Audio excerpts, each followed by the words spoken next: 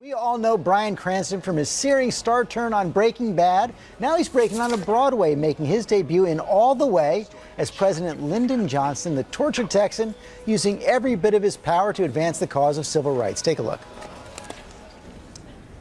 Now, as a Southerner, I've had to bite my tongue on this issue my entire life until my mouth was full of blood. Well, not anymore. I mean, what the hell's the point in being president if you can't do what you know is right?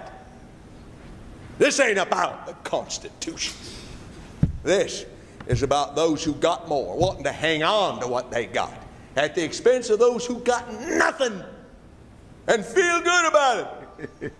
And Bryan Cranston joins us now. Love that scene. You get a real sense of what motivates Lyndon Johnson there. But you also talk about him as a tortured soul and such a larger-than-life figure, really the King Lear of modern theater. I loved Bill Moyers, the famed journalist, said he thinks that Lyndon Johnson is probably 11 of the most interesting people he's ever known. And he knew him up close. He knew him up close, and he was so mercurial. You never knew what Johnson was going to walk through that door. He could be funny, he could be embracing, he could be damning and threatening, and he did whatever he thought was appropriate to get what he needed. But he also knew that this was a horse trade.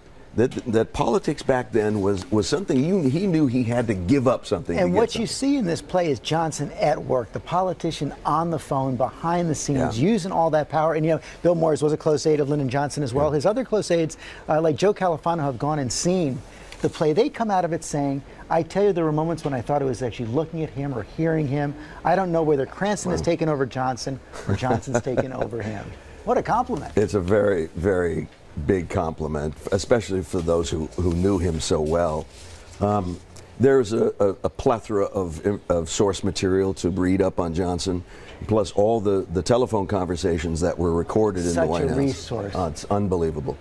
I was able then to not only read about the information, but listen to his tenor when he was so depressed and wanting to quit, or when he rose to the occasion and was so excited about getting something accomplished. It was very exciting. I cannot wait to see it. Before we go, we're getting a lot of viewer questions coming in, including one over in our social square from a very special viewer. I want you to take a look. Hey, Bryan Cranston, my name's Aaron Paul. I have a two-part question. First part, is it weird being so attractive? Also, is it hard being so attractive? You know, surprisingly, it's not that difficult. I got acquainted to it rather quickly, I thought, just like you. Well, thank you, Bryan. You had to cover it up a lot to play LBJ, though. Actually, unfortunately, no.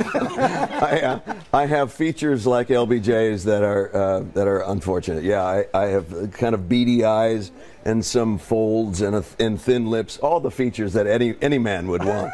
You know. No, and then I put a little cleft chin in. I add earlobes. Yeah. I add fake earlobes that drop about another inch because he had such long ears. Yeah. Well, it's an amazing performance. Thank you for coming in today. Thanks All the Way very is much, on Broadway right now.